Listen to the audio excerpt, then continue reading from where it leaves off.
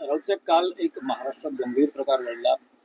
भाजप मंत्री रक्षा खडसे यांच्या मुलीची छेडछाड करण्यात आली आणि त्यात आरोप असा आहे की स्वतः काही राजकीय नेत्यांनी सांगितले की तो एका विशिष्ट पक्षाचा कार्यकर्ता आहे.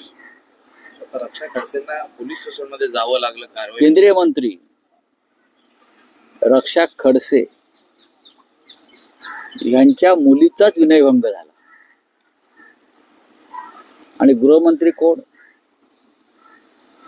तर स्वतः आमचे देवेंद्रजी फडणवीस.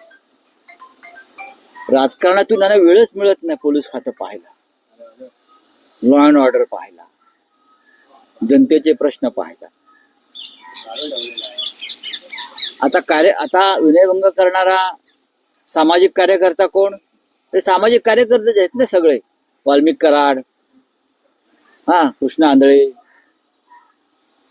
धनंजयराव मुंडे, हे सगळे पक्षाचे सामाजिक कार्यकर्ते आहेत. मोठं सामाजिक काम या महाराष्ट्रात त्यानं उभं केलेलं आहे. तर तो जो कार्यकर्ता आहे, तुम्ही जो म्हणताय, त्याचा फोटो आज दैनिक सामनाच्या पहिल्या पानावर आम्ही छापलेला आहे विद्यमान उपमुख्यमंत्र्यांबरोबर. या महाराष्ट्रात तुम्ही काय पेरताय सत्तेच्या बळावर, हे सगळे जे आहेत लोक या विचारांचे, हे सगळे जिथे सत्ता तिकडे बलात्कारी, व्यभिचारी, खुनी आणि हत्यारे. जिथे सत्ता आहे तिकडे. आता काल ठाण्यामध्ये आम्ही गेलो,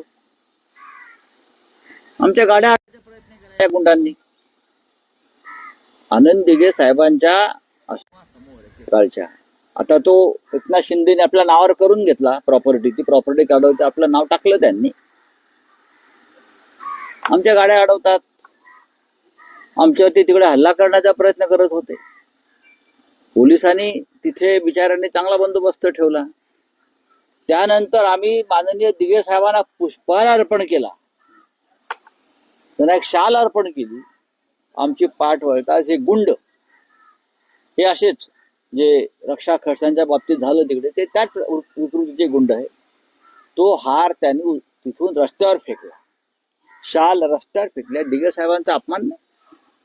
माननीय धर्मवीर आनंद दिघेंचं नाव घेताना गुरुवर्य गुरुवर्य गुरुवर्य, तुम्ही त्यांच्या गळ्यातला हा रस्त्यावर फेकून तुडवता, फेकून देता शाल.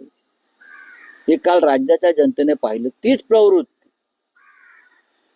केंद्रीय मंत्री रक्षा खडसे यांच्या मुलीचा विनयभंग करणारी, ती प्रवृत्ती, तोच पक्ष आणि त्याच पक्षाचे महान सामाजिक कार्यकर्ते हे महाराष्ट्र घडवणार आहेत. हे बाळासाहेब ठाकरेंच्या विचारांचे वारसदार, बरं का. हे जसा त्यांचा नेता तशी त्यांची खालची ही पोरं बाळ सगळी ही टपोरी चिल्लर. या महाराष्ट्रामध्ये यांचा चोख बंदोबस्त केला पाहिजे देवेंद्र फडणवीस यांनी, गृहमंत्र्यांनी. ही त्यांच्यावर जबाबदारी. तुमच्या केंद्रीय मंत्र्यांची जर मुलगी सुरक्षित नसेल तर या राज्यामधल्या सामान्य घरातल्या लेकी बाळींची काय परिस्थिती आहे? नुसतं लाडकी बहीण लाडकी बहीण लाडकी बहीण, लाडका भाऊ लाडका भाऊ, हे असं नुसतं खुळखुळे वाजवून फार काळ तुम्हाला इथे राहता येणार नाही. रोज लाडका बहिणींचा विनयभंग होतोय.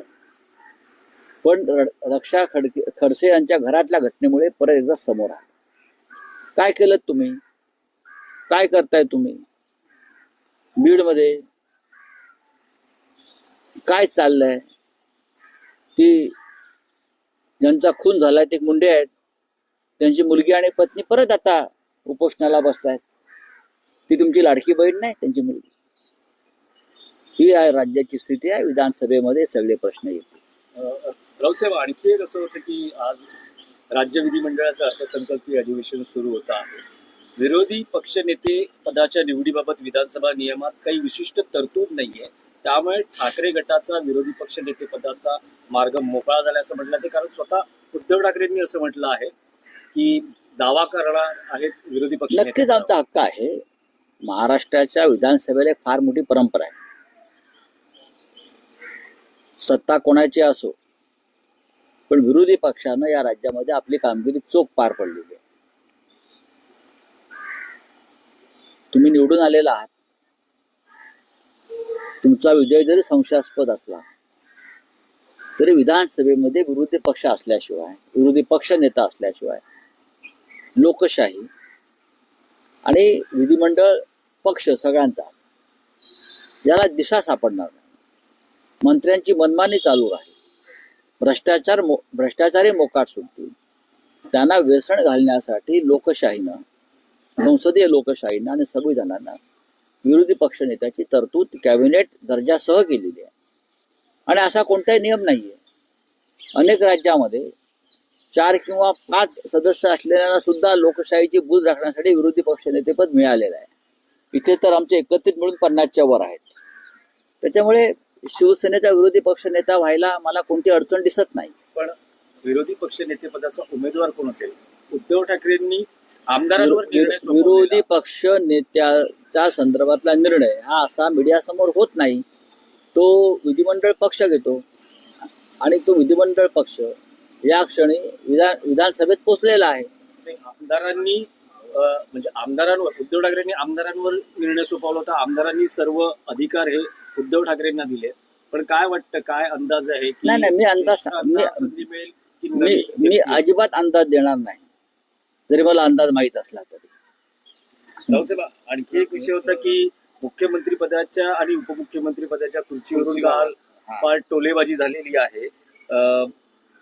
फडणवीसांची आणि माझी खुर्ची बदलली असं शिंदे म्हणतात, पण अजितदादा फिक्स आहेत. त्यावर अजितदादांनी असं म्हटलं आहे की मुख्यमंत्री पदाची खुर्ची